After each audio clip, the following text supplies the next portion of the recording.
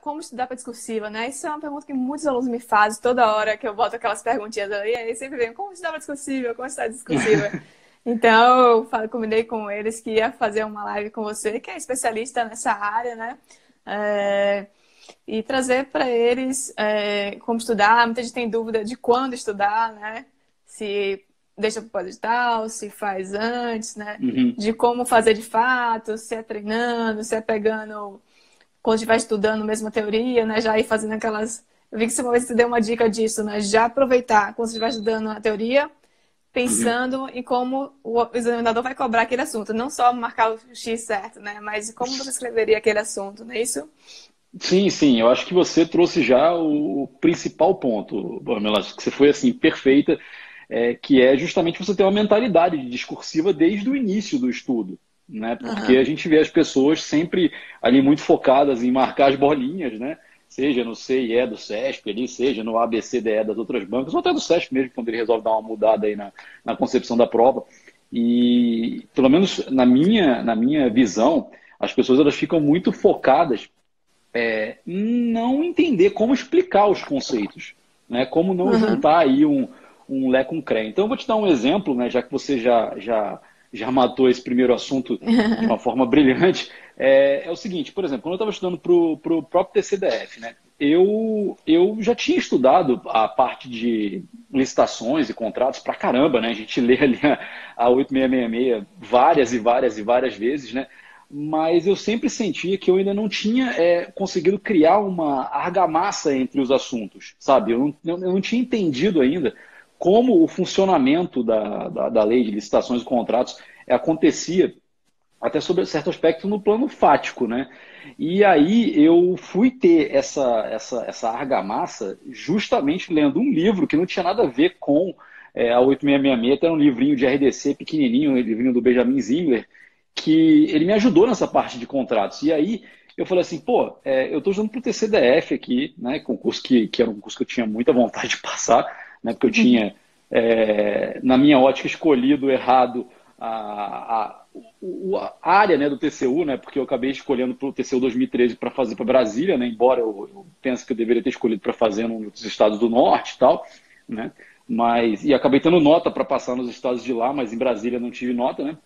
Então acabou que foi uma decisão errada aí. Então eu estava muito, muito focado no TCDF, mas fato é que até aquele ponto do tempo eu não sabia. Então, quando eu li esse livro aí de RDC, eu consegui criar essa cola aí, foi que eu realmente tive o estalo. Olha só, esse estalo foi um estalo que eu tive no final do meu processo de estudo. Então, isso é para o pessoal ver como a discursiva é algo complicado, até para a gente que já tem ali uma certa rodagem, né? Isso aí eu estou falando de mais de 3 anos de estudo, né? Assim, Aham. no momento aí de estudo meu, que era no final aí da minha carreira concursística, né? Digamos assim. Aham. Então, foi nesse momento, lendo esse livro, que eu tive esse insight que você já brilhantemente colocou para o pessoal, que é justamente você começar o seu estudo desde o início com essa concepção de, poxa, eu estou lendo aqui um conceito, como é que eu eventualmente explicaria esse conceito na hora da prova? Será que eu posso explicar com as palavras da banca? Será que eu posso explicar com outras palavras? Enfim, como que eu vou pegar esse conceito e colocá-lo no papel? Então, olha, é exatamente esse o ponto de partida, né? Então, eu sempre digo, como você até se colocou também, é que o estudo para discursiva ele começa no momento que você começa a estudar, de fato, né? Não é você ignorar a discursiva até o edital, até 1, 2 semanas para o edital, que eu sei que muita gente faz isso, né? O que costuma ser trágico. Aham. Na verdade, isso que você falou de pegar um assunto e tentar explicar para alguém, isso é até uma técnica de estudo bem famosa, eu esqueci o nome do criador dessa técnica, e ele diz assim que se você consegue explicar um assunto para uma criança, significa que você entendeu o assunto de fato. Então, você pegar aquele Sim. assunto que está ali lendo e conseguir traduzir de forma que consiga explicar para alguém que não entende nada daquilo, que nunca leu nada sobre, é porque você Uhum. entendeu de fato, você está sabendo. Então, estudar para um curso é muito mais do que marcar o X, né?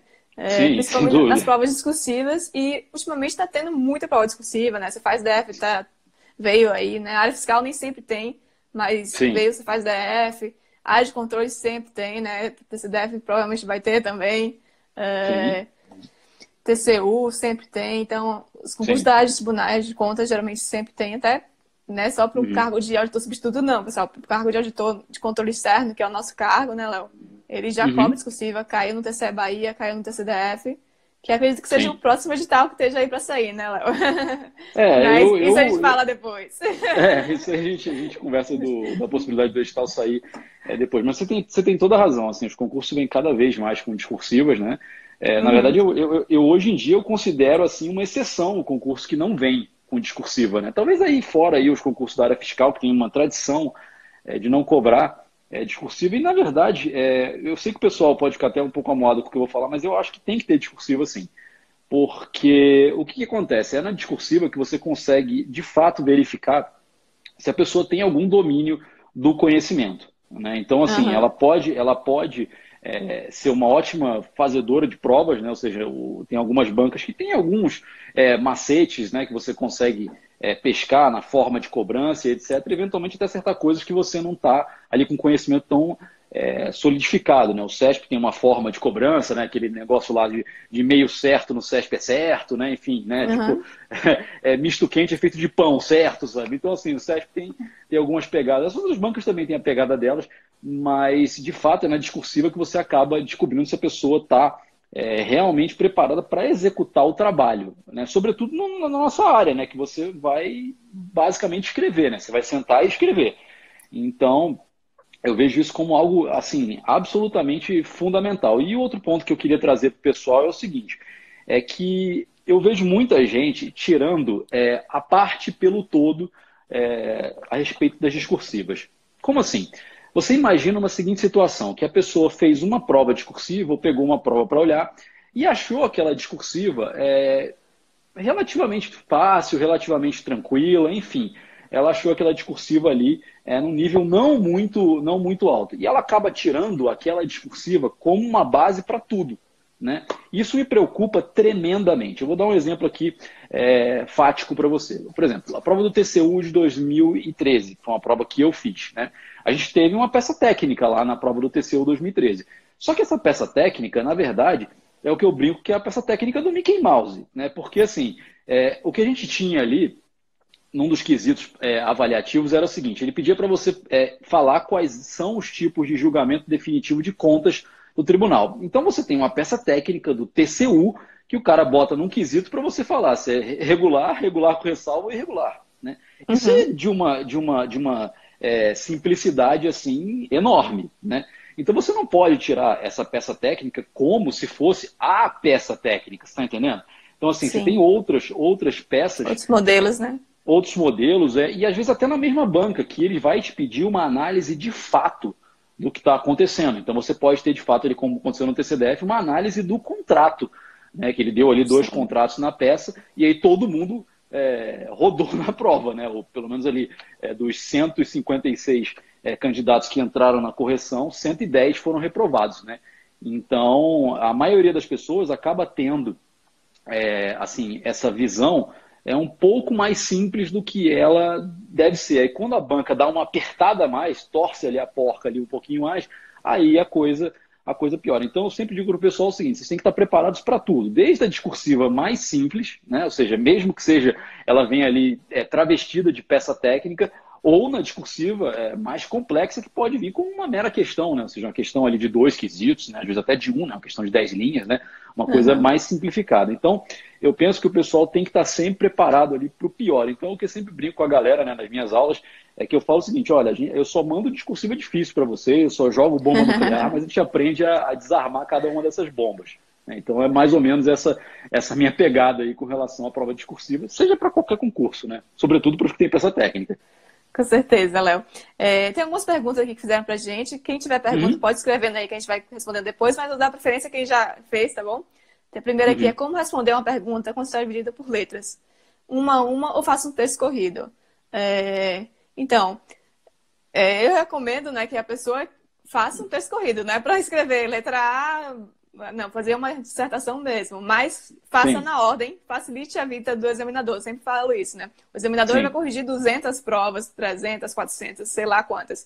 E se Uhum, você facilitar a vida para ele, colocar no parágrafo 1 a letra A, parágrafo 2 a letra B, uhum. parágrafo 3 e assim por diante, você vai facilitar a vida dele e vai garantir os seus pontinhos ali, né?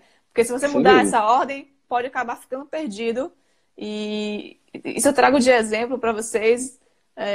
Aqui no TCE Bahia aconteceu isso com meu marido e um amigo dele. Escreveram praticamente a mesma coisa, mas Uhum. o meu marido mudou a ordem porque achou que ia ficar mais bonitinho. O amigo dele escreveu na Aham. ordem direitinha, ganhou muito mais pontos que ele. Sim, Então, acredito que seja isso. Você escreveu o sem texto dúvida. completo, um texto completo, mas Uhum. na ordem das perguntas. Você acha isso mesmo também, Léo?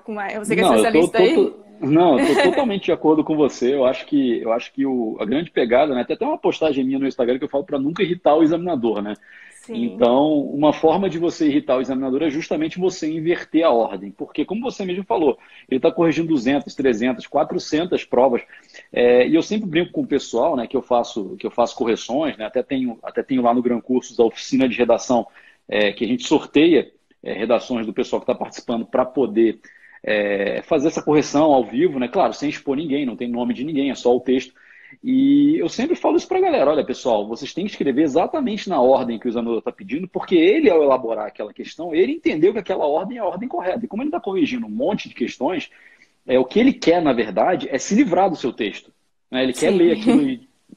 uma vez só, né? Sem passar reto por aquilo ali, ele não quer ter dificuldade nem nada e quer, enfim, encerrar lá o trabalho dele como corretor, até porque, pelo que eu já apurei, não é um trabalho sequer bem remunerado, né? Então, eu também digo para o pessoal que esse trabalho, no menos esse ato de corrigir discursiva, é uma coisa meio chata, tá?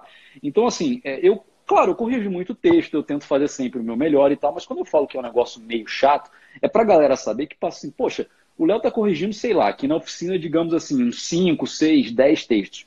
Já é uma coisa meio enjoada você corrigir, por quê? Porque você tem que entender uma letra que não é a sua letra, né? Você tem que ficar ali tentando, sabe, buscar se a pessoa merece ponto, não merece. Então, assim, é uma situação um pouco estressante. Eu não estou falando que, ó, nossa, como eu odeio a coisa, não é isso. Estou querendo dizer para o pessoal o seguinte: poxa, se eu que estou dando aula numa situação completamente favorável para mim, né? Ou seja, eu estou ali, né, no cursinho, dando aula, brincando com a galera e etc e tal, aquela energia boa, eu já acho um pouquinho chato. Você imagina uma pessoa que está com 400 discursivas na frente, que sequer, como eu falei, está sendo ali possivelmente bem remunerada para fazer isso. Então, ao considerar que tem um ser humano do outro lado e que o ser humano é falho, né, é bom que a gente não irrite essa pessoa que está ali do outro lado, né? E assim, além do que você falou, que é fundamental de seguir a ordem, letra boa, né? Letra legível. Então, assim, eu costumo dizer também, isso claramente acontece, né? É que você tem ali, por exemplo, no SESP, que o SESP, na minha opinião, é a banca mais organizada com relação à discursiva, você vai ter dois tipos de quesito avaliativo. Você tem o quesito um, que é a parte de forma, né, que é basicamente ali, legibilidade, né, respeito à margem e outros pontos ali relacionados com forma.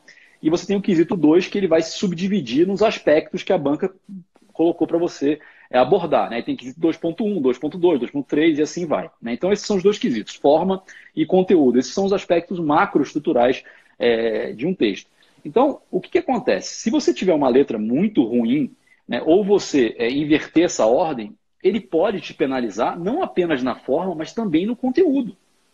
Porque ele Sim. fala o seguinte: olha, o meu entendimento do conteúdo está comprometido. Aí a pessoa fala para mim assim: poxa, Léo, mas eu não acho isso justo. Eu falo, nem eu acho isso justo, mas isso é a realidade dos fatos, né? Então, se você inverter, isso fica muito ruim. Eu só quero fazer mais uma ponderação sobre a questão de você botar itens e tal.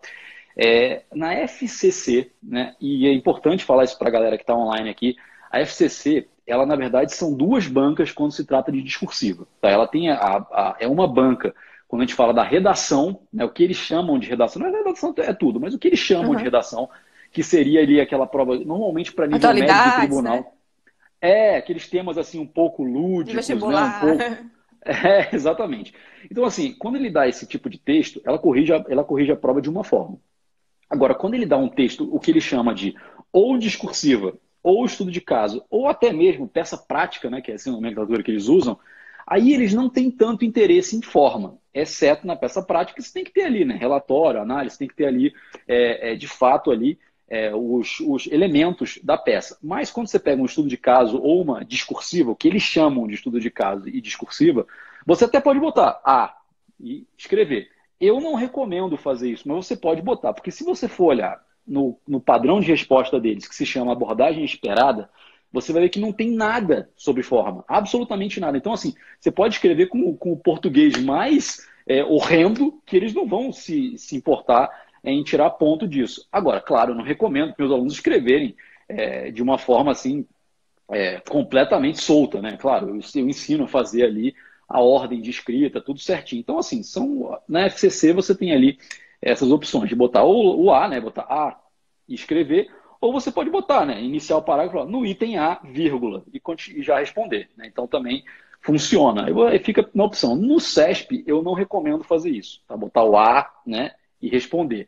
Até porque, como o CESP é uma banca muito mais criteriosa, pode ser que o examinador, ao ver que você botou A, B, C no início ali, né? Onde ficaria aquele espacinho, aqueles 2 dedinhos do parágrafo, né? Você botar o A, o B, o C, ele pode, eu não estou dizendo que ele vai, tá? Ele pode falar o seguinte: pô, eu acho que essa pessoa aqui está tentando identificar a prova dela, sabe? Então, assim, eu vou dar um 0 aqui para ela, porque ela tentou ser malandrona, sabe? Então, eu me preocupo muito com isso, muito, né? Com a pessoa não fazer algo na prova que possa ensejar uma desclassificação. Justamente porque esse tipo de situação, muitas vezes, o que rola?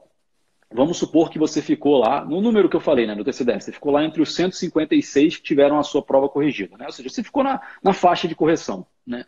Que é aquele negócio, né? O concurseiro começa estudando, não aparece no diário oficial, aí depois começa a aparecer na faixa de correção. Enfim, você conhece essa escadinha aí muito bem. Então, quando ele começa a aparecer na faixa de correção, ele vai ter a discursiva dele corrigida. Só que se ele tiver a prova anulada por conta de uma eventual situação dessa, como, por exemplo, tentar identificar a prova, ou dar um indício, né, de identificação da prova, ele vai ficar com 0, ele vai sair dessa lista.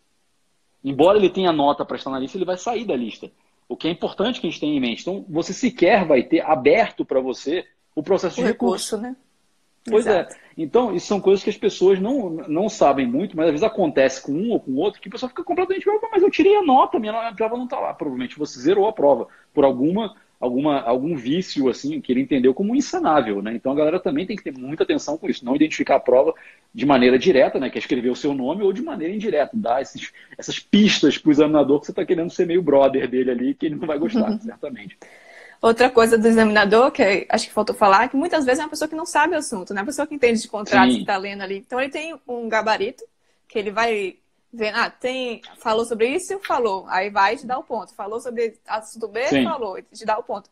Então, se você não deixar isso bem claro para ele ali, que você está falando sobre aquele assunto, usando os termos que ele usou, né? Se você inventar de mudar o termo na hora ali de escrever, usar uma outra palavra só para não vou repetir o que a banca falou, não, vou usar aqui o termo parecido.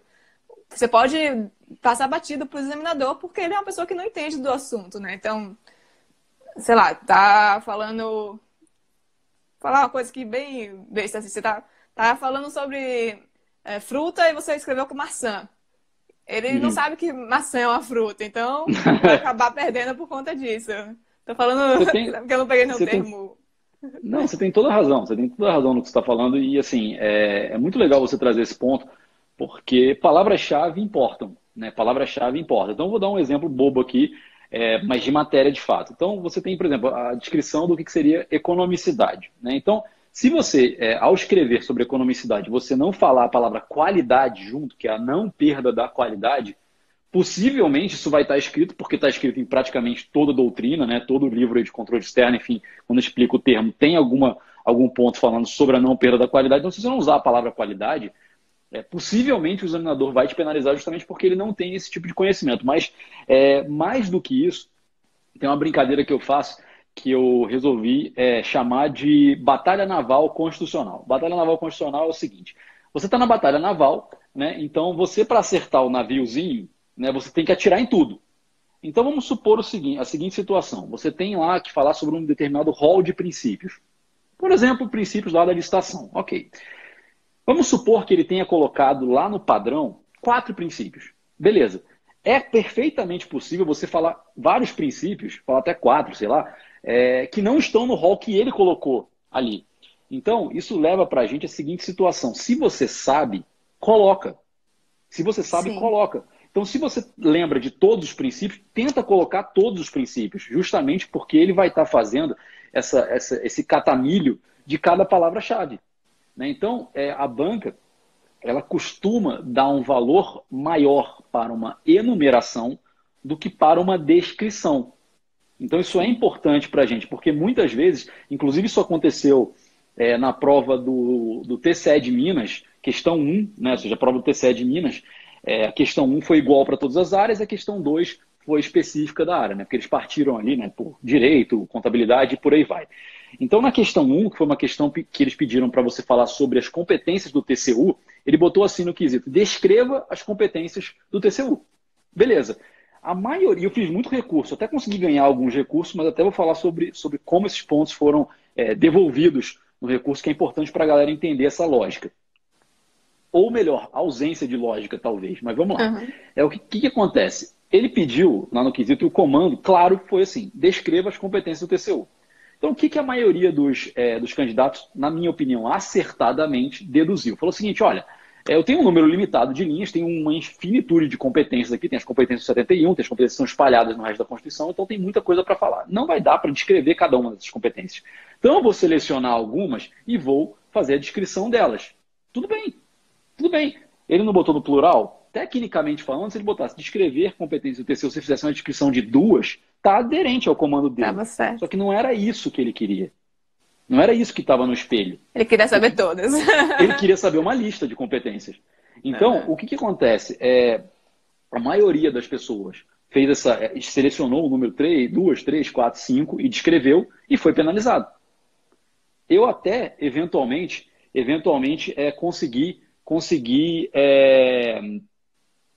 voltar no recurso. Olha o professor aí, meu amigo Romildo Araújo. Bora, Léo, grande trabalho aí, sucesso, grande trabalho. Romildo é meu colega lá no Tribunal de Contas do DF, também já fizemos eventos juntos aqui, um grande professor aqui de contabilidade pública e auditoria aqui de Brasília, né? Então, Romildo, um forte abraço para você, amigo. Espero que esteja tudo bem aí em cheio de Portugal. elogio aí pro Léo. Todo mundo fala: Léo é fera, Léo. Obrigado. Todo mundo cheio de elogio para você, Léo. Obrigado, galera. Eu me esforço. Então, o que acontece? Eu até consegui voltar alguns pontos para a galera nesse recurso, falando: olha, você usou a palavra descrever, você não usou a palavra enumerar, né? Enumerar é diferente de descrever, né? E aí, qual vai ser? Só que, o que é importante? Algumas pessoas, e veja, o recurso foi no mesmo teor, claro, com palavras diferentes, mas no mesmo teor. Para algumas pessoas, eu consegui voltar meio ponto. Para outras pessoas, eu consegui voltar 5 pontos. Ou seja, elas fizeram basicamente a mesma coisa, o recurso que foi interposto foi na mesma linha e uma pessoa voltou meio e outra pessoa voltou 5. Então, assim, isso é importante para a gente entender que há um quê, assim, um pouco anárquico, digamos assim, na correção da discursiva, né? Então, eu sempre falo para o pessoal: você tem que tirar a melhor nota possível de saída, usando palavras-chave. Se você usar as palavras-chave, como você mesmo colocou, aí isso é fundamental, você usar as palavras-chave, mete lá que você vai possivelmente tirar uma nota boa. E tenta colocar o máximo possível de informação que você souber. Então, se você sabe até um pouco mais do que a banca está pedindo, você pode tentar avançar, porque isso, inclusive, é um argumento de recurso. Olha, eu avancei além do que você me pediu, falando isso, isso e isso. Né? Você não vai, basicamente, se limitar ao que está escrito. E, além do mais, esse ponto, eu também acho que ele é muito importante. Por quê? Porque quando você vai além do que ele está pedindo, isso não é para a galera que está ouvindo a gente surtar, claro que não. Se você souber, se houver espaço na discursiva, você vai um pouquinho além, você acaba eventualmente comprometendo ali a correção dos seus concorrentes, né? Dos outros candidatos. Porque, vamos lá, você citou, por exemplo, você falou do LIMP, né? Pediu lá o LIMP, né? Para você num determinado quesito, né? Para você falar, né? Legalidade, impessoalidade, moralidade, publicidade e eficiência. Aí você botou, olha, ele pediu no quesito, eventualmente, ali os princípios positivados, né, na Constituição, lá no 37, do princípios da administração pública. Aí você falou o seguinte: pô, beleza, eu lembro do LIMP, eu vou botar o LIMP. Aí você bota lá ponto, você viu que está sobrando linha na tua discursiva, vai sobrar em 1, 2 vezes. Por que você não bota um período a mais e fala assim: olha, também é importante salientar que há princípios que, embora não estejam positivados, estão ali inseridos na Constituição também por uma defluência lógica, né? Como, por exemplo, a razoabilidade, a proporcionalidade, dentre outros princípios, a supremacia, né? E por aí vai. Então, quando você coloca esse a mais, né, esse pontinho a mais, você está dando um aviso para o examinador, ó, cara, eu sei, eu estou matando o que você está pedindo e eu sei mais do que você está me pedindo. Então, dá uma nota boa aí. E ele pode eventualmente pensar, pô, se essa pessoa que falou o LIMP mais 2 ou 3 princípios, será que vale a pena eu dar a nota máxima para quem só falou o LIMP? Não sei. Pode ser que você comprometa, porque é aquele negócio, né? Somos todos amigos até a hora da prova, depois vira tudo concorrente, né? Então a realidade é essa. Certeza. Outra dúvida aqui é o que fazer se só se deparar com um assunto que você não tem domínio. Na verdade, isso aconteceu comigo no TCE Bahia. E antes, quando eu estava estudando, né, tinha um professor que ele falou de uma técnica bem legal, a do elefante da minhoca. Foi até um dos primeiros vídeos que eu fiz de concurso. Que é, se cair o elefante, você só sabe de minhoca, você começa falando de elefante, aí chega no rabo do elefante, que parece uma minhoca, e começa a falar de minhoca, né? Na verdade, é aquele desespero para você não ser eliminado com 0, né? Para você não deixar em branco. Sim, você puxar, tentar encaminhar para um assunto que você domina. Então, para você não deixar zerado, não deixar em branco, porque se deixar em branco não tem recurso, certo, né? Então... É você tentar escrever ali os mínimos de linha, puxando para um assunto que você conheça. E outra dica que eu dou é, se for junto da prova objetiva, tentar catar na objetiva algo que possa te ajudar a escrever. Às vezes você está lendo ali, aí puxa na memória, né? Então, um ponto mesmo serve para você escrever. E aí, Léo, qual a dica que você dá? Eu dou a dica de você ir até o texto motivador e tentar puxar alguma coisa dele, né? Até porque tem até um dos slides das minhas aulas de discursivas que eu consegui localizar dentro de um padrão de resposta a banca falando sobre o próprio texto motivador, né, o SESC no caso. E ele estava falando o seguinte, olha, espera-se que o candidato, né, partindo do texto motivador, trace um quadro objetivo. Então, a realidade é que muitas vezes o texto motivador pode te ajudar para algum ponto do texto, né? Então, mesmo que você esteja assim, viajando na maionese naquele quesito, tenta extrair alguma coisa. E isso aconteceu comigo na prova da ANS, né, Agência Nacional de Saúde Suplementar. E foi legal o que aconteceu, porque eles colocaram um texto motivador falando sobre, assim, padrões internacionais de qualidade relacionados à saúde suplementar e por aí vai. Falou de um mundo globalizado, enfim. Você pegava o texto motivador, ele tinha vários pontos dele empurrando a coisa para algo mundial, né? Uma coisa nesse sentido.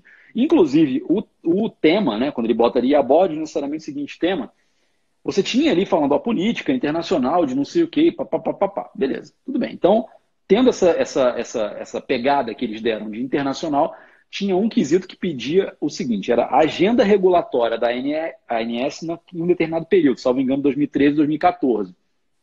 Aí eu falei assim, pô, eu não estou estudando para a ANS, vou fazer a prova para me testar. Então não tem a menor chance de eu saber o que é a agenda regulatória da ANS. Nunca entrei no site deles, então não tem como saber. E aí, quando eu fui fazer a prova, a discursiva, eu falei o seguinte, olha, eu não sei o que é agenda regulatória, não sei. Mas eu vou puxar essa palavra aqui, internacional, né, globalização, blá, blá, blá, blá, e comecei a escrever. E comecei a escrever algo na linha de que, olha, as normas da ANS estão se alinhando com padrões internacionais de qualidade. E fui por aí. Fui por aí. E aí, o que aconteceu? Duas coisas legais aconteceram. A primeira coisa bacana que aconteceu foi a seguinte, não era nada disso, nada. Né? Então, quando eu fui olhar lá, de fato, ali as questões, né, acho que, se não me engano, eixos temáticos ali da agenda regulatória, não tinha nada a ver com nada internacional. Era só relacionamento, né, entre prestador e não sei o quê, enfim, tinha lá os pontos, lá, governança, né, e etc. Então, eu falei assim, pô, tem nada a ver o que eu falei. Porém, eu ganhei o ponto inteiro dessa questão, inteiro. Eu lembro até hoje, era um quesito que valia 3 pontos, eu ganhei 3. Falando nada com nada. Então, assim, a primeira leitura que eu fiz da situação foi a seguinte. Primeiro, eu acho que ninguém sabia. Né? Então, quem escreveu mais bonitinho ali conseguiu a pontuação. Ganhou. Então, exato. Então, assim, foi exatamente o que você falou. Assim, tem que escrever alguma coisa, jamais deixar em branco. Porque não, sabe... se você não deixar em branco, você tem ali eventualmente uma chance de corrigir, de recorrer, né? E você tem uma chance de ser pontuado ainda com alguma coisa, né? Agora, é muito importante que o pessoal, usando o outro ponto que a gente abordou anteriormente, que é a questão de você seguir a ordem, né? Então, assim, tipo, vamos lá, você tem lá 3 quesitos. Então, você sabe o A, né, o 1, e você sabe o 3. O 2 é que você está viajando na maionese, você fala, não sei. Então, é importante que o seu texto seja suficientemente organizado para ele saber, o examinador saber que, olha, eu estou começando a falar do quesito B, né, o quesito 2, que eu não sei. Blá, blá, blá, blá, blá, né? Falei aqui meu blá, blá, blá para tentar ganhar algum ponto. E no 3, você ficou claro que você sabe o que é. Porque se você fizer um texto todo truncado, né, invertendo a ordem, ele não vai saber o que você sabe, o que você não sabe, você vai levar uma pregada grande ali, né?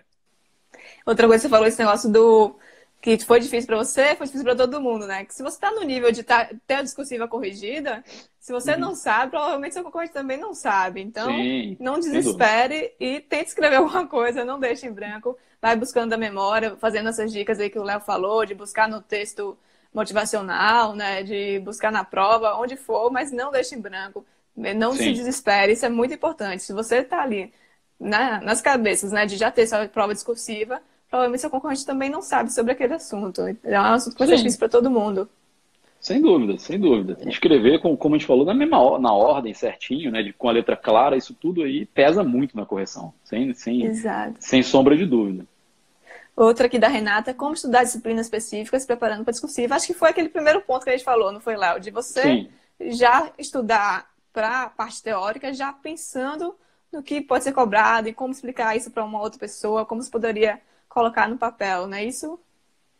sim, exatamente. Você vai estudando desde o início do seu processo de estudo, pensando naqueles conceitos e como você eventualmente explicaria cada um deles, né? Assim, provavelmente a forma como você passou do material que você está estudando, seja lá da videoaula, seja da doutrina, do PDF, enfim, para o teu resumo, provavelmente vai ser aquela forma que você vai explicar ali na tua prova. Então, se você tiver essa mentalidade desde o início, né, eu acho que isso já facilita demais o processo ali de elaboração dos textos, né? Não tenho dúvida nenhuma.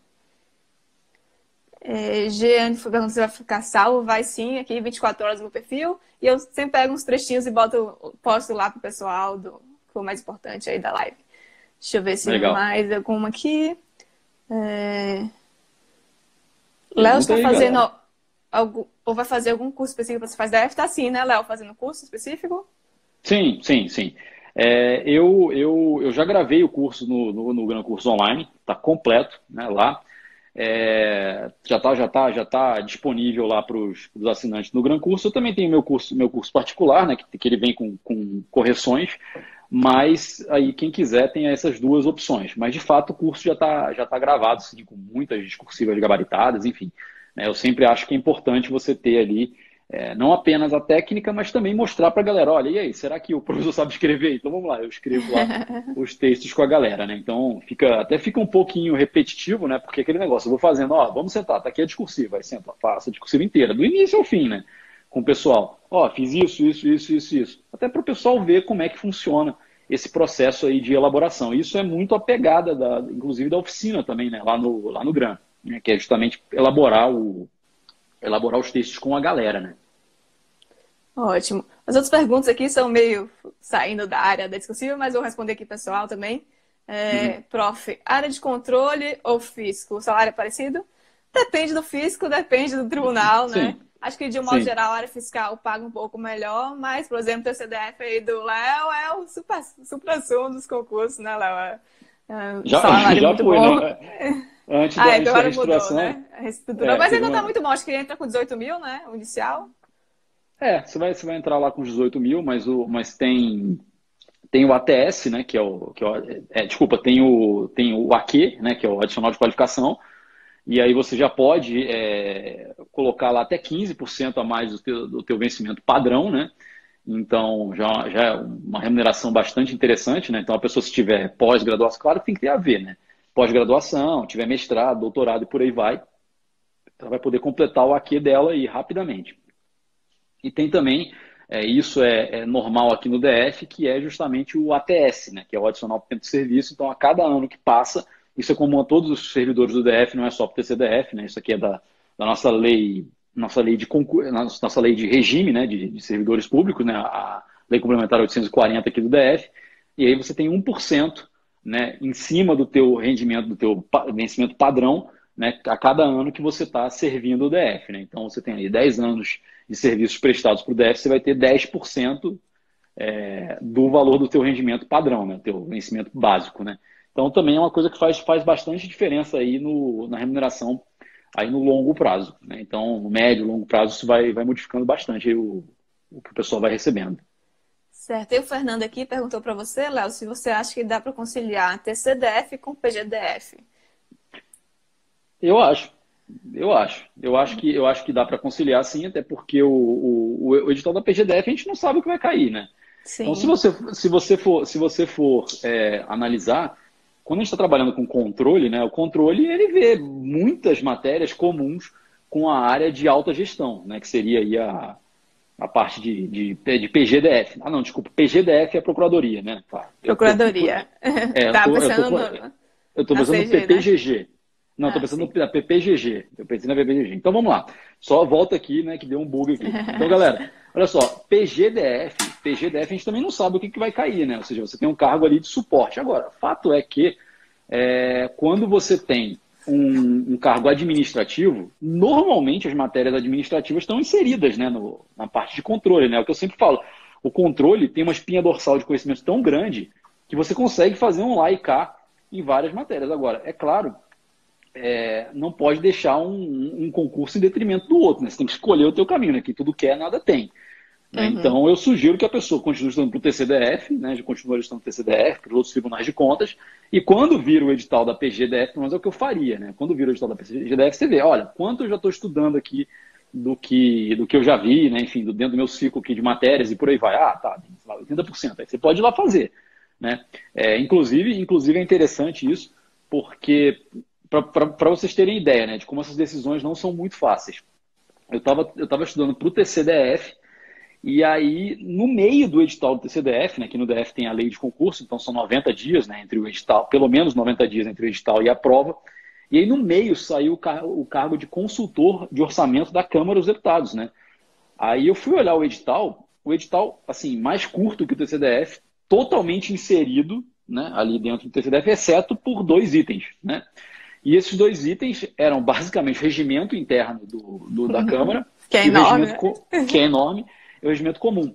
Só que eu já tinha estudado todos os regimentos, né? Eu já fiz todo esse caminho inglório de estudar regimento Senado, Câmara, né, comum Uhum. e por aí vai. Então, assim, mesmo eu já tendo estudado o regimento interno da Câmara, eu optei por não fazer o concurso. Porque eu sabia que, como você mesmo falou, é tanto conteúdo, e é um conteúdo bem de decoreba, né? Regimento é bem decoreba, né? No caso ali das casas legislativas, que eu decidi não fazer. Eu falei, olha, eu acho que estudar para esse, pelo menos, e eu vou estar revendo, né? Vou estar estudando pela primeira vez. A mera revisão disso vai me atrapalhar no meu planejamento de matérias para o TCDF. Então eu falei assim, não vou fazer. E a prova era uma semana antes do TCDF, né? A prova lá de orçamento, né? Então eu falei, não vou fazer não. E deixei de lado. E não me arrependo, né? Acabou que foi uma estratégia que deu certo, né? Então, isso é algo importante para a galera tá avaliando, né? Ou seja, você tem que ver, né? Saiu o edital, quanto desse edital você já sabe, né? Quanto você vai se desviar para estudar para esse edital, né? Então, a priori, respondendo só para fechar aqui, dá para conciliar? Dá, mas cada um tem ali a sua bagagem pessoal de estudo, né? Quanto que ele já estudou? Essa pessoa que perguntou, ela já fechou constitucional, administrativo, AFO, né? Que são matérias gigantes, né? E que são comuns à área de controle, à área administrativa. Se já tiver fechado, talvez dê. Se não tiver fechado, talvez seja aí possivelmente um problema.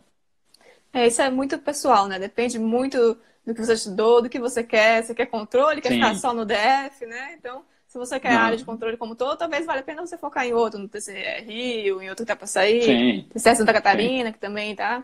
Agora, se você quer ficar só no DF, pra você só interessa o DF, aí talvez valha pensar mais com carinho, né?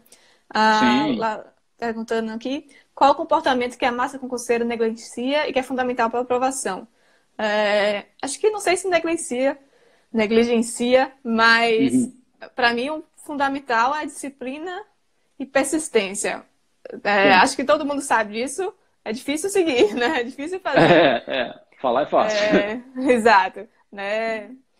Passar em concurso, muita gente acha que é, que é algo complicado. Não é algo simples. É difícil, mas é simples. É sentar, estudar todo Sim. dia e continuar ali até ser aprovado, né? Tem algum Sim. comportamento que você acha?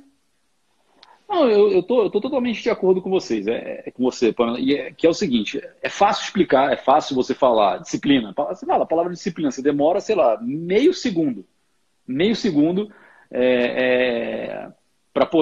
para poder falar a palavra disciplina, mas olha o que você precisa fazer para de fato ter essa disciplina. Sim. Inclusive, ó, só respondendo um comentário aqui, o concurseiro auditor falou, Léo tá rico, só usa Osklen. Não é riqueza isso aqui não, cara, é porque é o seguinte, eu tenho um físico meio Bob Esponja, sabe? Então, assim, meio quadrado, sacou? E a Osklen tem umas camisas que são, assim, né, Bob Esponja, sabe? Então, é por isso que eu compro camisa lá, cara. Não é por conta de nenhum outro ponto aí que não esse. Mas, voltando aqui. Então, como você mesmo falou, né? Você tem que ter essa disciplina, você tem que ter essa constância, né? E eu diria o seguinte, o pessoal tem a mania muito de olhar para o lado, né? Olhar para a grama do vizinho. A grama do vizinho é sempre, sempre, sempre, sempre, sempre mais verde, né? Isso aí é um dito popular que eu acho que funciona bastante. Então, o que eu vejo na galera, via de regra, tá? Não estou dizendo que é o caso dessa pessoa que fez a pergunta, nem nada disso. O ponto aqui é o seguinte, a galera começa a olhar para a grama do vizinho e às vezes conversa com a pessoa que passou em concurso há 10, 15 anos atrás. Aí essa pessoa que passou há 10, 15 anos atrás, ela conta a história. Eu fui na banca, comprei lá como é que chama? Comprei a folha dirigida, vi que ia sair um edital, né? E aí eu comprei a apostila que vinha junto com a folha dirigida, estudei 40 dias e passei. Né? Fala, olha, beleza, parabéns para você, mas isso é outro tempo, né? Não é o tempo atual, onde a gente tem aí inúmeras ferramentas, inúmeros mecanismos, né? O processo de concurso público, né? Ou seja, o mercado de concurso público evoluiu para caramba, né? E as pessoas evoluíram junto, né? Os candidatos estão cada vez mais preparados, e essa é a tônica da coisa, os candidatos estão cada vez mais preparados, né? Então, eu acho que o pessoal acaba olhando um pouco em excesso para a grama do vizinho, entendendo, eu vou fazer o mínimo e vou conseguir passar. Então, eu acho que esse tipo de pensamento ele tem que ser afastado. Se você conseguir passar rápido, pô, parabéns para você, show de bola, mas entra no caminho de concurso sabendo que exige disciplina, que é difícil pra caramba, né? Claro, vale a pena, no final. É difícil, mas vale a pena. Eu não me arrependo nem um pouco de ter fluído para concurso público, nem um pouco.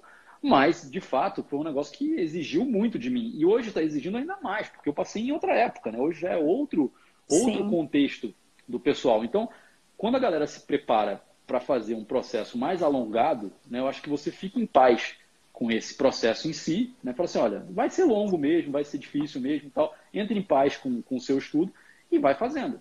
E vai fazendo. Outro ponto que eu acho que vai ao encontro do que a gente está conversando é você não ficar dando tiro curto, né? Que seria mais ou menos o seguinte, sabe aquela pessoa que ela fala o seguinte, eu só quero o TJ, ponto.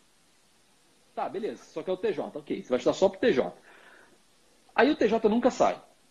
Aí você fica estudando para um TJ específico, TJ DFT aqui de Brasília, né, que é um concurso aí que gera muita paixão na galera, porque tem um histórico de nomeações aí gigante, né?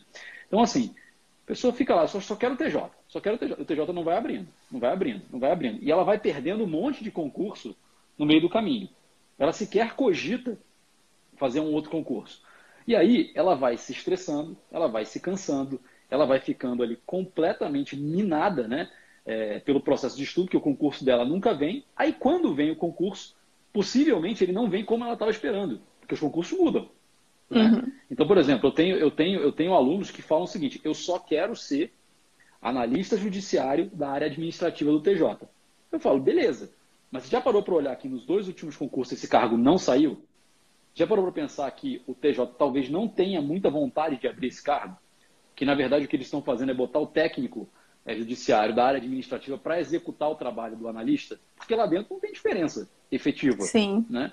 Então, assim, são algumas análises que eu penso que tem que ser pragmáticas quando você está optando por concursos. Então, eu sempre digo para a galera o seguinte, talvez o ideal seja que você estude para uma área, né? Porque se você não tiver apego a um cargo ou um órgão específico, já para uma área, você expande o seu leque de uma forma que, se aquele concurso específico, TJ, né, como no exemplo que a gente está usando aqui, não aparecer, você vai ter um concurso da mesma área aparecendo e com a sua possibilidade de ir fazendo as provas e notando a sua evolução. Até porque a gente só vai ver evolução na prova, né? A gente não vai ver evolução no estudo, é mais difícil, né? Você vai ver a sua evolução de fato quando a prova está ocorrendo. Certo. Outra pergunta aqui é sobre teletrabalho, TCE Bahia e TCDF. TCDF tem, TCE Bahia não tem oficial, tá? Eu tenho uma lista com os concursos de tribunais de contas que tem teletrabalho. Depois eu coloco aqui no Story, tá lá no meu feed, se quiserem procurar lá. Mas depois eu coloco aqui. Mas para esses dois que vocês perguntaram, né? TC Bahia não tem, oficialmente, tá, gente? Tem gente que faz sim, tá, leva trabalho para casa e tal. Uhum, Não tem ponto, então tem toda uma flexibilidade de horário. E o TCDF, ele uhum. tem regulamentado, né? Que tem que ser aquele, Sim, já depois do estágio probatório, você ganha uma carga sim, extra, né? Tem todos aqueles sim, quesitos. Quer falar um sim. pouquinho do Não, TCDF, mas tem, como ela? falo, assim, tem teletrabalho lá, né? Tem uma norma lá dentro já interna, já está em vigor e a gente já tem vários servidores fazendo teletrabalho. Então já existe teletrabalho, eu diria que não está tão avançado como o TCU, por exemplo, né? Que o TCU veio fechando aquelas regionais deles, né, para poder deixar aquelas pessoas de teletrabalho e diminuir ali os custos né, fixos, né, com o escritório e com os gastos ali de escritório deles. Então o TCU está muito avançado, mas o TCDF está caminhando para isso. Na verdade, é o que eu sempre falo para o pessoal, essa é a tendência, né? Isso é uma tendência aí Uhum. do mundo, né? Então, assim, uns podem começar antes, outros podem começar depois, mas a tendência é que você tenha pessoas fazendo teletrabalho, inclusive aí com uma flexibilidade de Estado, né? Porque, por exemplo, lá no Sim, pelo que as informações que eu apurei, o TJ, por exemplo, tem servidores fora do país, né, trabalhando.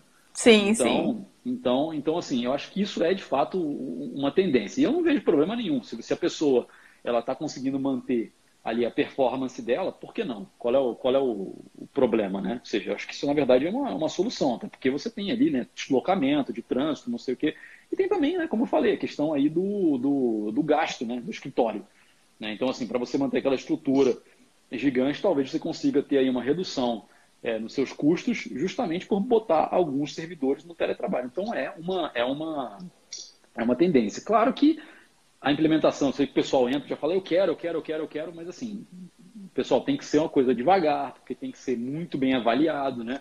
Porque se você tem uma pessoa que dá muito gás no teletrabalho, tem uma outra pessoa que não vai fazer isso, né? Então isso tem que ser aí avaliado com muita parcimônia, com muita tranquilidade. Mas é uma tendência.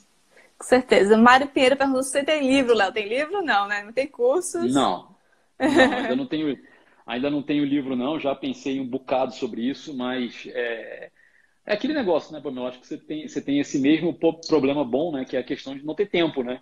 Então, Sim. assim, então, assim a gente tem que dar conta lá do nosso trabalho no Tribunal de Contas e a gente também está ajudando a galera aí com os concursos, né? Então, ficam sendo aí dois ofícios, né?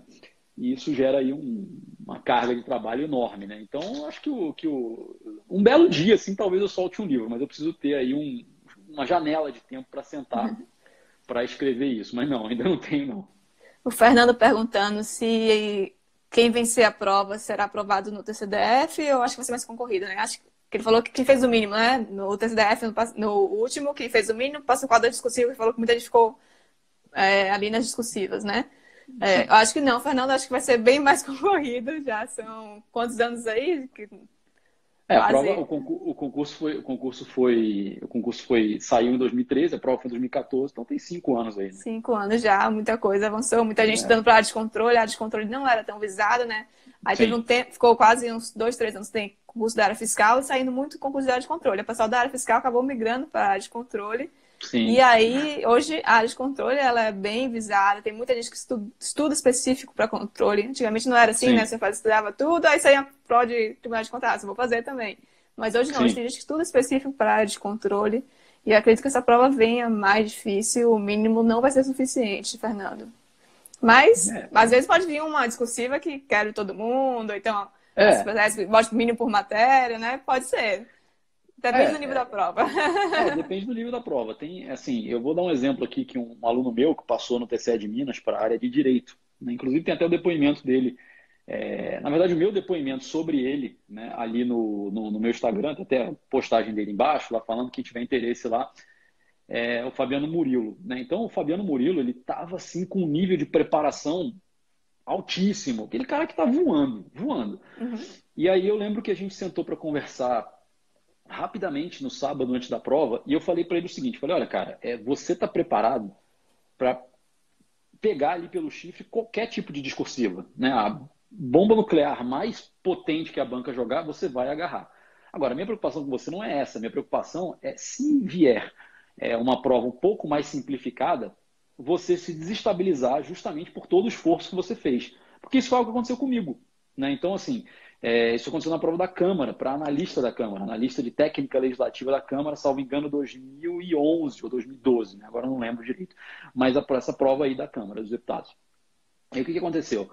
Eu estava muito preparado, com um nível ali muito bom, né? Processo legislativo, poder legislativo e tal, que foram, na verdade, os conteúdos que eu mais estudei na vida, né? Muito mais do que para a área de controle, né? Muita gente não sabe disso, mas eu estudei muito mais para a Casa Legislativa do que para a área de controle em si, né? Me aprofundei muito mais, inclusive.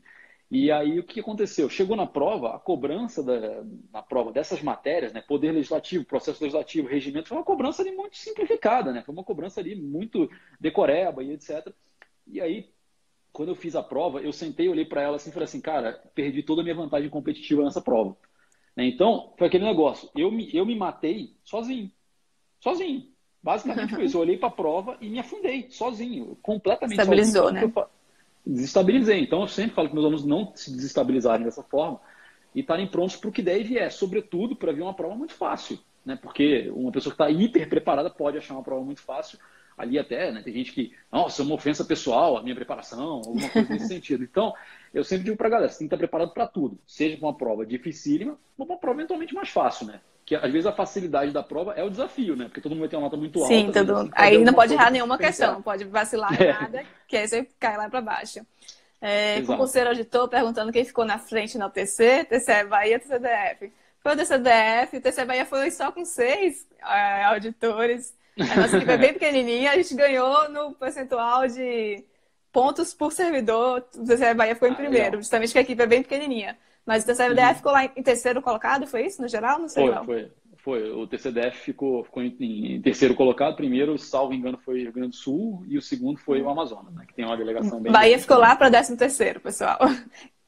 Quem quiser ir participar... Falta você, né? Você participar. Eu faltei dessa vez. Mas você vai em Natal, não vai? Natal eu vou, tô querendo.